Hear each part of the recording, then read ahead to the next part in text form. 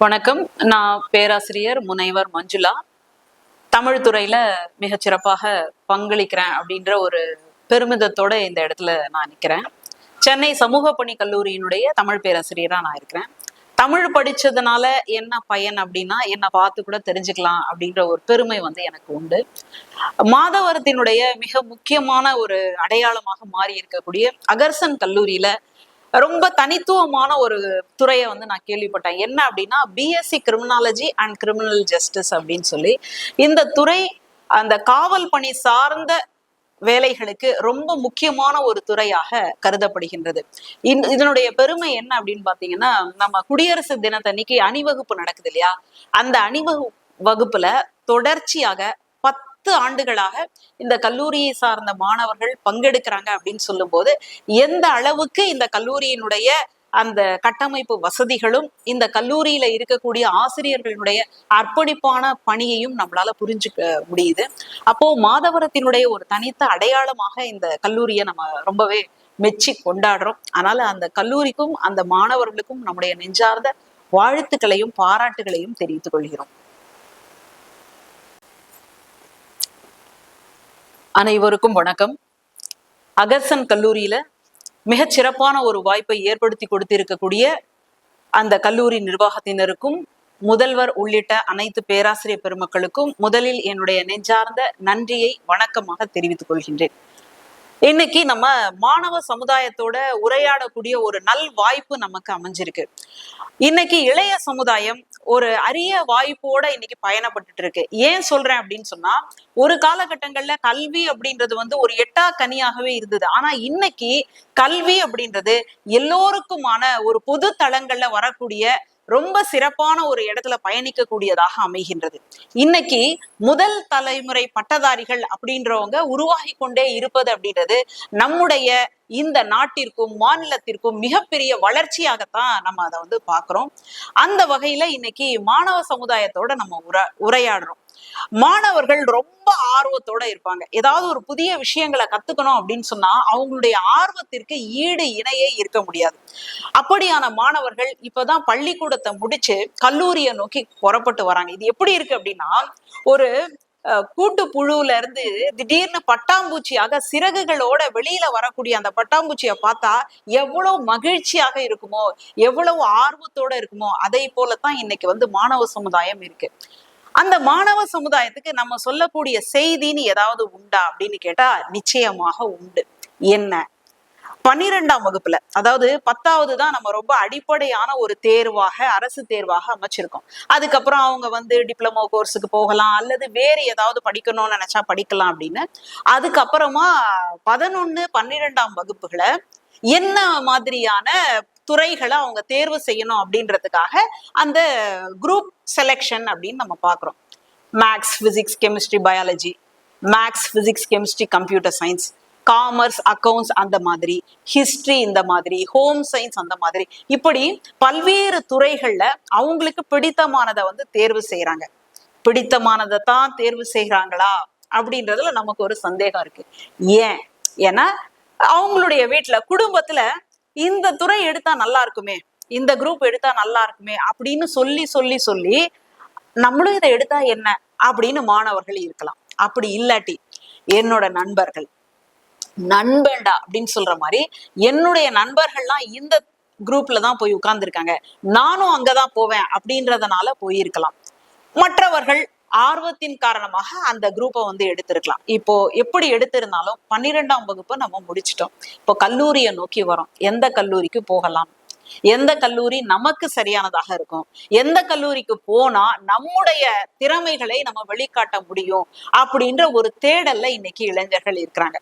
இந்த நேரத்திலேயாவது அவர்கள் தங்களுக்கு பிடித்தமானதை தேர்வு செய்ய வேண்டும் அப்படின்றதுதான் நம்முடைய ஒரு எண்ணமாகவும் நம்முடைய ஒரு விருப்பமாகவும் அமைகின்றது. ஏன்? ஏன்னா நாலடியார்ல ஒரு பாட்டு இருக்குங்க, 4 வரிதான், ரொம்ப அற்புதமாக சொல்லக்கூடிய பாடல். என்ன பாடல்? ஒரு தகுதியின் அடிப்படையில நம்மளை முன்னிறுத்திக்கிறது எது? நாம தான். இல்ல அந்த தகுதியை நம்ம வளர்த்துக்காம நம்மள பின்னோக்கி இழுத்து செல்வது எது? நாமளே தான் அப்படின்னு ஒரு பாட்டு உண்டு. நன்னிலை கண் தன்னை நிருப்பானும் நிலை கலக்கி கீழிடுவானும் நிலையினும் மேன்மேலும் உயர்ந்து நிற்பானும் தன்னை தலையாக செய்வானும் தான். எதுக்கும் யாரையும் நம்ம சொல்ல வேண்டியதே இல்லை. நம்ம ஒரு இதுல வெற்றி பெற்றுட்டோம் அப்படின்னு சொன்னா, நான் எவ்வளவு கடுமையா வேலை பார்த்தேன் தெரியுமா, நான் எவ்வளவு கஷ்டப்பட்டு படிச்சேன் தெரியுமா அப்படின்னு சொல்லுவோம். ஆனால் ஒருவேளை வேறு விதமான முடிவுகள் வந்தால் உடனே என்ன சொல்லிடுவோம், இதுக்கு காரணம் இவங்க தான், இதுக்கு காரணம் பெற்றோர்கள் தான், இதுக்கு காரணம் பள்ளிக்கூடம் தான், இதற்கு காரணம் நண்பர்கள் தான் அப்படின்னு சொல்லி தட்டி கழிச்சுட்டு போயிட்டே இருப்போம். ஆனால் நாலடியார் தான் சொல்லுது, ஒரு இடத்துல உங்களை தக்க வச்சுக்கணும் அப்படின்னு சொன்னாலும், உங்களுடைய திறமைகளை வளர்த்து நீங்க முன்னோக்கி உயர வேண்டும்னு சொன்னாலும் யாருமே காரணம் கிடையாது, நீங்கள் தான் காரணம். அதனால்தான் இன்னைக்கு மாணவ சமுதாயத்துக்கிட்ட நம்ம சொல்லிக்கிட்டு இருக்கிறோம், இப்போ கல்லூரிக்குள்ள அடியெடுத்து வைக்கக்கூடிய நீங்கள் உங்களுக்கு பிடித்தமானதை தேர்வு செய்ய வேண்டும்.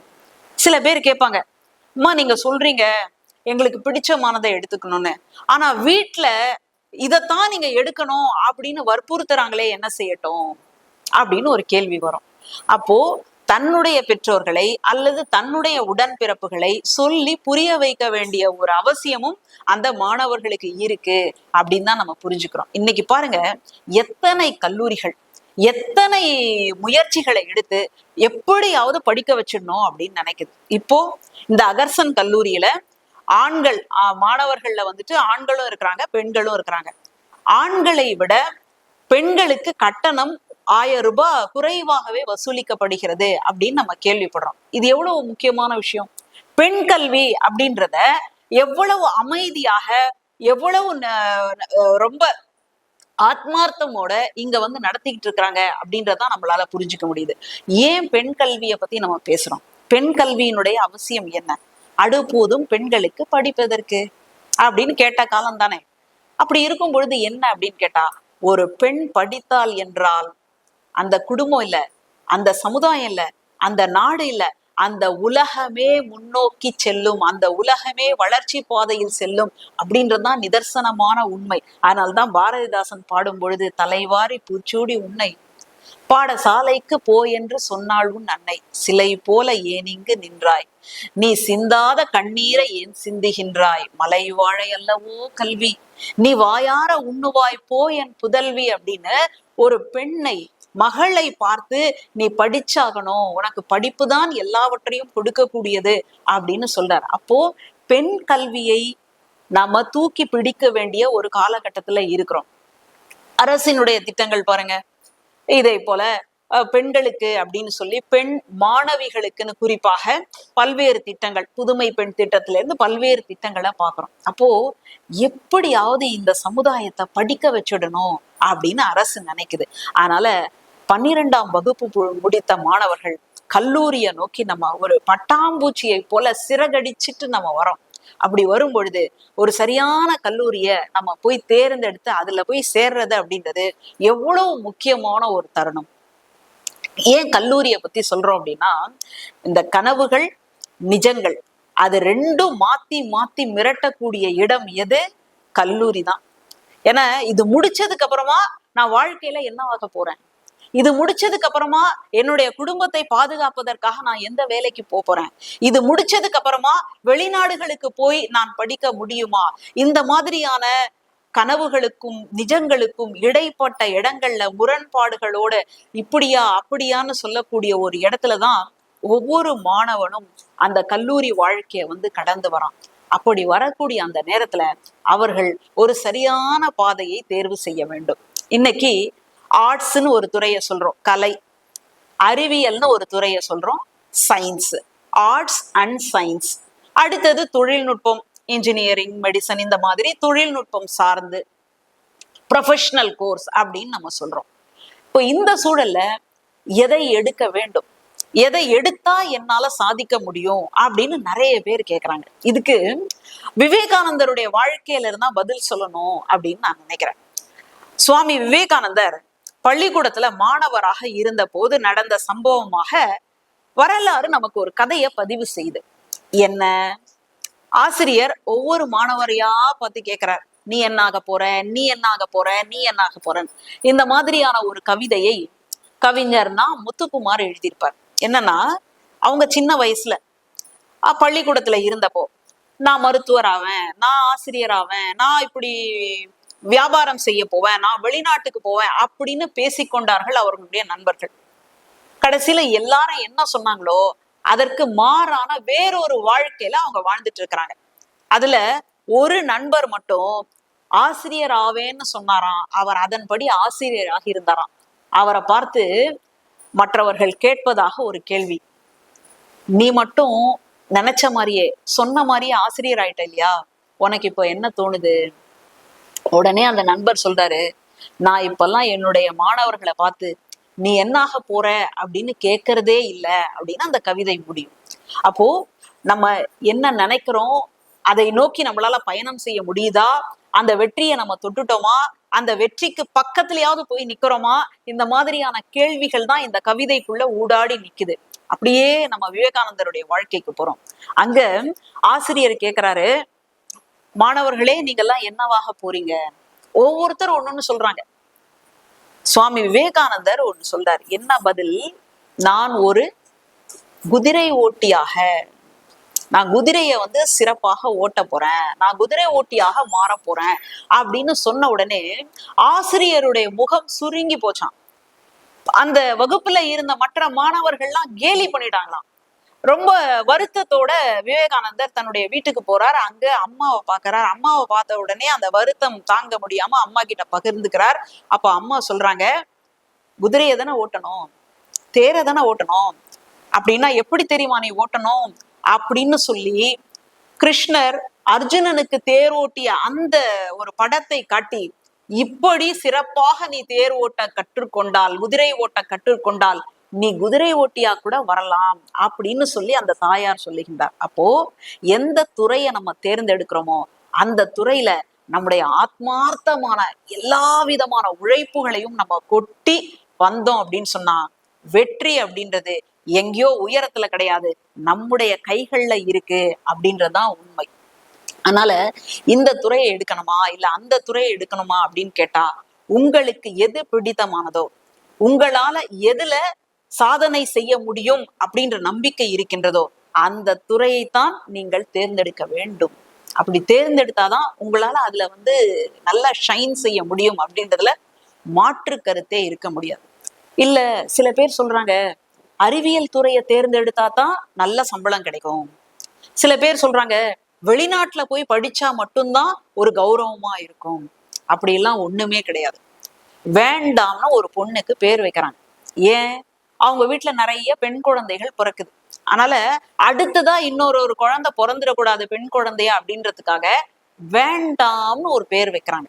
யோசிச்சு பாருங்க, அந்த பெண் எவ்வளோ கூனி குறுகி போயிருப்பா. வெளியில போயிட்டு, மா உன் பேர் என்னம்மா அப்படின்னு கேட்டா வேண்டாம் எப்படி சொல்ல முடியும்?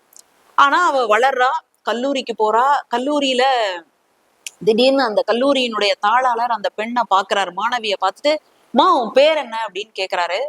உடனே அவ சொல்றா வேண்டாம் அப்படின்னு. நான் என்ன கேட்டுட்டேன், இவ என்ன வேண்டாம்னு சொல்றாளே, பேரை கூடவா சொல்லக்கூடாது அப்படின்னு சொல்லி மறுபடியும் கேக்குறாங்க. அப்பதான் கூட இருந்த நண்பர்கள்லாம் சொல்றாங்க, இல்லங்க ஐயா, அவளுடைய பேரே வேண்டாம் என்பதுதான். அப்படி வேண்டா வெறுப்பாக வேண்டாம் என்று குடும்பத்தால் சொல்லப்பட்ட ஒரு பெண் ஜப்பானீஸ் மொழியை கத்துக்கிட்டாங்க, தமிழ் மொழியை கத்துக்கிட்டாங்க. அதோட கூடுதலாக ஜப்பானிய மொழியை கத்துக்கிட்டாங்க. அந்த ஜப்பானிய மொழியை கத்துக்கிட்டதுனால இன்னைக்கு கேம்பஸ் இன்டர்வியூன்னு சொல்றோம் இல்லையா, கல்லூரி வளாகத்துல நடந்த அந்த நேர்முக தேர்வுல தேர்வாயி இன்னைக்கு அவங்க ஜப்பான்ல போய் வேலை பார்க்கறாங்க, லட்சக்கணக்கா கை நிறைய சம்பாதிக்கிறாங்க அப்படின்னு பாக்குறோம். அப்போ ஒரு மொழி அவங்கள கை தூக்கி விட்டுருக்குன்னு பாக்குறோம். அதனால இந்த அறிவியல் பாடத்தை தான் படிக்கணும், இல்ல இந்த ப்ரொஃபஷனல் கோர்ஸ் தான் முடிச்சிருக்கணும், இல்ல வெளிநாட்டுகள்ல மட்டும்தான் நம்ம படிச்சு வந்திருக்கணும், அந்த மாதிரி எந்த கட்டுப்பாடுமே கிடையாது. ஒன்னே ஒண்ணுதான், என்ன? உங்களுடைய படைப்பு திறன், உங்களுடைய சிந்தனை ஆற்றல். இன்னைக்கு எத்தனை தேநீர் கடைகள்ல பாக்குறோம். அந்த தேநீர் கடைகள்லயே ஒரு வித்தியாசமான முறையில கொண்டு வந்த பெருமை பொறியாளர் படிப்பை முடித்த அந்த நண்பர்களுக்குத்தான் உண்டு. சாய் கிங்ஸ் எல்லாம் நம்ம கேள்விப்படுறோம் இல்லையா? அப்போ எந்த துறையில நம்ம போறோமோ அதுல நம்முடைய எல்லா உள்ளார்ந்த அன்பையும் உள்ளார்ந்த அந்த உழைப்பையும் கொட்டணும் அப்படின்னு சொன்னா நிச்சயமாக வெற்றி நம்ம பக்கத்திலேயே வந்து நிற்கும் அப்படின்றதுல மாற்று கருத்தே இருக்க முடியாது. இப்போ ஒரு கல்லூரியை நம்ம பார்க்கும் பொழுது பொதுவாவே கூகுள்ல போய் பார்ப்போம்.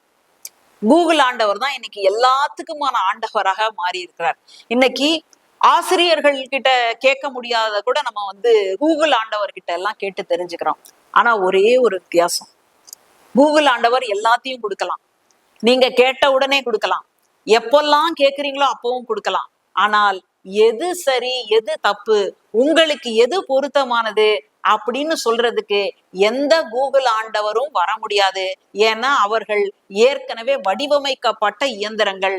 மனிதன் ஒருவன் தான் நமக்கான பக்கத்துல இருக்கக்கூடியவங்களுடைய பிரச்சனைகளை பார்த்து அதற்கான தீர்வுகளை சொல்ல முடியும். அதனால சிந்தனை திறன் இருக்கக்கூடிய ஒருவரால் ஆர்டிபிஷியல் இன்டெலிஜென்ஸ் அப்படின்னு சொல்லக்கூடிய அந்த செயற்கை நுண்ணறிவை ஒவ்வொரு காலத்திலையும் ஜெயிச்சுட்டே வரலாம் அப்படின்றதுதான் உண்மை. அப்போ சிந்தனை ஆற்றலை எப்படி வளர்த்து கொள்வது, இதான் அடுத்த கேள்வி நமக்கு முன்னாடி நிக்குது. சிந்தனை ஆற்றல்னா என்ன? சிந்தனை ஆற்றலை வளர்த்துக்கிறதுக்குன்னு ஏதாவது பயிற்சி மையங்கள் இருக்கா அப்படின்னு கேட்டா ஒன்னே ஒண்ணுதான், அது வேற எங்கேயுமே கிடையாது, நம்ம கைகள்லயே இருக்கு, நமக்கு பக்கத்திலேயே இருக்கு. அதைத்தான் இன்னைக்கு நம்ம நிறைய இடங்கள்ல மூடி வச்சிட்டோம். அதுக்கு பேர் தான் புத்தகங்கள். இந்த புத்தகங்கள் தான் நமக்கு மூடப்பட்ட கோட்டைகளினுடைய கதவுகளை எல்லாம் திறந்து வைக்கக்கூடிய சாவிகளை நம்ம கையில கொண்டு வந்து சேர்த்திருக்கு. இன்னைக்கு என்ன பிரச்சனை தெரியுமா? தொற்று நோய் காலத்துக்கு அப்புறமா, அதாவது கோவிட்னு சொல்றோமே, இந்த தொற்று நோய் காலத்துக்கு அப்புறமா மாணவர்களினுடைய அந்த கவனிக்கும் ஆற்றல், அந்த கவனிக்கும் திறன் எவ்வளவு நேரத்துக்கு இருக்கு அப்படின்னா அசந்துடுவீங்க. ரொம்ப குறைவான நேரத்துக்கு, அதாவது செகண்ட்ஸ் கணக்குல, வினாடி கணக்குல அந்த கவனிக்கக்கூடிய திறன் குறைஞ்சு போச்சு அப்படின்னு சொல்றாங்க. அப்போ இந்த சூழல்ல ஒரு புத்தகத்தை எடுத்து நம்மளால வாசிக்க முடியுமா? பெரிய சவால். எப்படி படிக்கிறது? நம்மெல்லாம் ஒரு அலைபேசியை எடுத்து, ஆண்ட்ராய்டு மொபைல், ஸ்மார்ட் மொபைல் அப்படின்னு சொல்றோம், அதை எடுத்து அதுக்குள்ள போய் ஷார்ட்ஸ்ன்னு ஒண்ணு இருக்கு. அந்த ஷார்ட்ஸை அப்படியே சர சர சர சர சர சரன்னு மாத்திக்கிட்டே போறோம். எவ்வளோ வினாடிக்குள்ள அது மாறுதோ அந்த அளவுக்கு நம்ம ஈர்ப்பும் நம்ம கவனமும் அதுல போய் சேருது அப்படின்னு பாக்குறோம். அப்ப அவ்வளோ வேகமாக பல்வேறு காட்சிகளை ஒரே இடத்துல ஒரே நேரத்துல பாக்குறோம் அப்படின்னா ஒரு புத்தக வாசிப்பு என்பது நமக்கு என்னவா மாறி இருக்குன்னா ஒரு பெரிய மலை ஏறுவதை போல இருக்கு. அப்போ இதை எப்படி சமன் செய்வது? இந்த இடத்த நம்ம எப்படி சரி செய்யணும்? புத்தகங்களை தாண்டி வேற ஏதாவது இருக்கா? இந்த ஷார்ட்ஸுக்குள்ளேயே நம்முடைய சிந்தனை ஆற்றலை நம்ம கொண்டு வர முடியுமா அப்படின்னு கேட்டா ரொம்ப பெரிய ஒரு சூழியம் அப்படின்னு சொல்லக்கூடிய பதில் தான் நமக்கு கிடைக்கும். அது முடியாது. அப்போ என்ன செய்யலாம், என்ன செய்ய முடியும்? ஏற்கனவே கவனம் அப்படின்ற அந்த இடம் குறைஞ்சிக்கிட்டே வர்றதுனால என்ன செய்ய முடியும் அப்படின்னு கேட்டா எவ்வளவு தூரம் வேணாலும் போயிருக்கலாம். ஆனால் நமக்கு திரும்பி வருவதற்கு ஒரு மிகப்பெரிய வாய்ப்பு நமக்கு காத்துட்டு இருக்கு. என்ன வாய்ப்பு? கொஞ்ச நேரம் அந்த அலைபேசிகளை எடுத்து வைத்து விட்டு, கொஞ்ச நேரம் இந்த ஊடகங்களை மூடி வைத்து விட்டு, நாம காலார நடந்து நம்முடைய புத்தகங்களோடு பேசுவதற்கு நாம் தொடங்க வேண்டும். அந்த புத்தகங்கள் என்ன செய்யும்? எத்தனையோ மூடப்பட்ட கதவுகளுடைய சாவிகளை நம்முடைய கைகள்ல கொண்டு வந்து சேர்த்துடும். அப்படி நம்ம புத்தக வாசிப்பு செய்யும் பொழுதுதான் என்ன ஆகுது அப்படின்னா, ஒரு சாதாரண கதை, ஒரு காகம், ஒரு நரி, ஏற்கனவே நம்ம கேள்விப்பட்ட ஒரு கதை. ஒரு ஆயா வடை சுட்டுட்டு இருக்கிறாங்க. அந்த காக்கா அந்த வடையை பார்த்து ஆசைப்பட்டு அங்க போய் அந்த வடையை எடுத்துட்டு வந்துருச்சு. உடனே நரி என்ன பண்ணுச்சு அப்படின்றது நமக்கு தெரியும். நரி காக்காயை பார்த்து, காக்கா காக்கா நீ ரொம்ப அழகா இருக்கிற, நீ பாடினா எப்படி இருக்கும் அப்படின்னு சொன்ன உடனே வாயில வச்சிருந்த வடையை மறந்துட்டு அந்த காக்கா பாடியது, உடனே வடை கீழே விழுந்தது, நரி எடுத்துட்டு போயிடுச்சு அப்படின்னு நம்ம கதையை முடிச்சிடுவோம். அதுக்கப்புறம் என்ன நீதி சொல்லுவோம்? காக்கா ஆயாவோட வடைய திருடிடுச்சு, நரி அதை எடுத்துட்டு போயிடுச்சு அப்படின்லாம் நம்ம நீதியை சொல்லுவோம். ஆனால் இன்றைக்கு அந்த கதையினுடைய புதிய பாய்ச்சலை நாம் கேட்க இருக்கின்றோம். என்ன கதை அப்படின்னு கேட்டா ஒரு மாற்றம். ஒரே காட்சி தான், ஆனா அதை வித்தியாசமாக பார்க்கக்கூடிய பார்வை இருக்கு. இப்ப என்ன பண்ணுது அந்த காக்கா? நரி வந்து நீ அழகா இருக்க, ஒரு பாட்டு பாடு அப்படின்னு சொன்ன உடனே காக்கா இன்னைக்கு திருந்துடுச்சு. அந்த வடையை எடுத்து தன்னுடைய கால்கள்ல வச்சுக்கிட்டு இப்போ காக்கா பாடுவதாக ஒரு கதை. இன்னொரு ஒரு வெர்ஷன் இருக்கு. அது என்ன அப்படின்னு கேட்டா, காக்கா அதே மாதிரி பாடிச்சு, வடை கீழே விழுந்துச்சு, நரி வந்து எடுத்துக்கிட்டு போகுது. அப்போ காக்கா கேக்குது, நரியே நரியே நீ பண்றது சரியா, என்னுடைய வடைய நீ எடுத்துட்டு போறியேன்னு. அப்போ நரி கேட்டுச்சான், நான் பண்றது தப்புன்னு நீ பேசுறியே, நீ பண்றது தப்பு இல்லையா? நான் என்ன தப்பு பண்ண? நீ என்ன பண்ண? ஒருத்தருடைய பாராட்டுக்காக நீ மயங்கினியே, உண்மையிலேயே அந்த பாராட்டுக்கு உரியவரா நீ அப்படின்னு நீ யோசிச்சு பார்க்கணும் இல்லையா? அந்த சுய பரிசோதனைன்னு சொல்றோம்ல, அந்த சுய பரிசோதனையை ஒவ்வொரு மாணவரும் செய்து பார்க்க வேண்டும். இந்த துறை எனக்கு சரியானதா? இந்த துறையில என்னால படிக்க முடியுமா? இந்த துறையை விட இந்த துறை எனக்கு எப்படி இருக்கும்?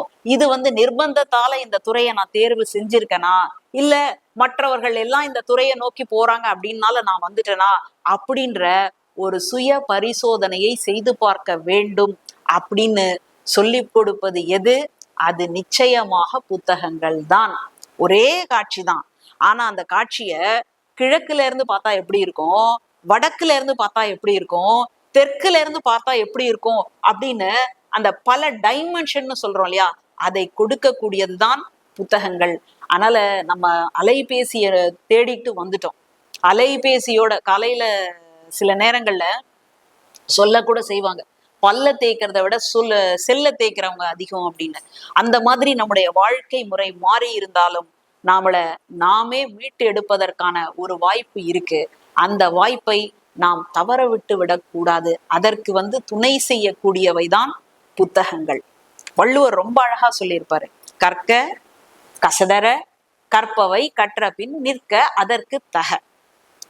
இந்த திருக்குறள்ல துணைக்காலே இருக்காது. நீங்க முழுசா அந்த 7 சீர்களையும் 7 வார்த்தைகளையும் பாத்தீங்கன்னா எங்கேயுமே துணைக்கால் போட்டு இந்த திருக்குறளை வள்ளுவர் எழுதவே இல்லை. என்ன காரணம்?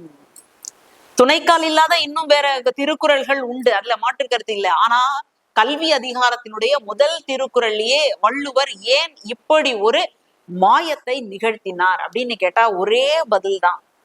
எவர் ஒருவர் படிப்பை படித்து விட்டார்களோ, தொடர்ச்சியாக படிப்பில் இருக்கின்றார்களோ, அவர்கள் யாருடைய காலையும் நம்பி இருக்க வேண்டிய அவசியம் இல்லை, சொந்த காலிலேயே நிற்க முடியும். அப்படின்றதுனால்தான் துணைக்காலே இல்லாமல் ஒரு திருக்குறளை கல்வியினுடைய முதல் அதிகாரத்தினுடைய முதல் குறளாக வள்ளுவர் பதிவு செய்திருக்கின்றார்னு பார்க்கிறோம். அதனால புத்தகங்கள் அப்படின்றது நமக்கு வாய்க்காத ஒரு அனுபவத்தை கொடுக்கக்கூடிய அற்புதமான பெட்டகம், பொக்கிஷம் அப்படின்லாம் சொல்லுவோம் இல்லையா, ஒரு களஞ்சியம்.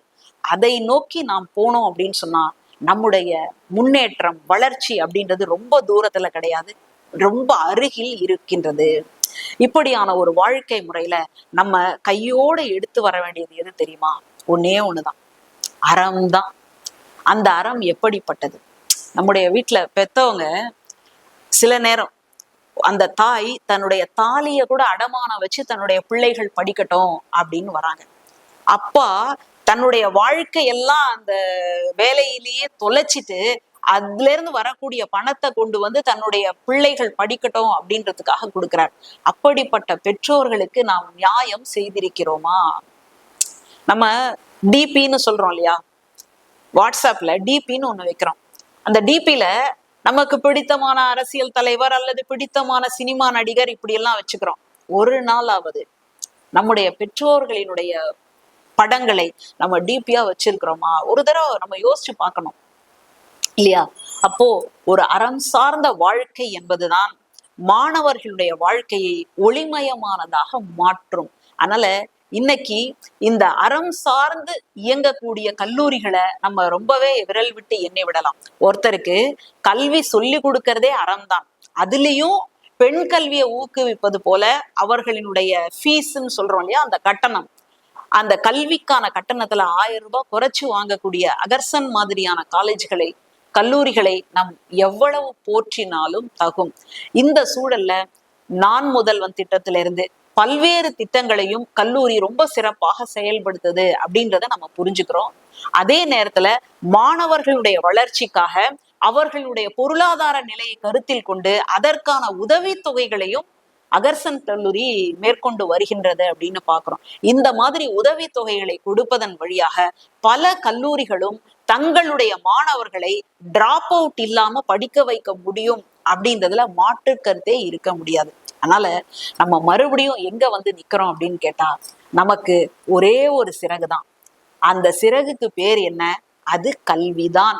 அந்த கல்வி அப்படின்ற அந்த சிறகினால்தான் இந்த மாநிலத்தை கடந்து, இந்த நாட்டை கடந்து உலக மனிதர்களாக நாம் மாறி இருக்கின்றோம். ஔவையார் கூட ஒரே ஒரு வாக்கியம் சொல்லியிருப்பாங்க. என்ன வாக்கியம்? எத்திசை செலினும் அத்திசை சோரே. நான்லாம் உன்னை நம்பி கிடையாது. நீ பெரிய அரசனா கூட இருக்கலாம்.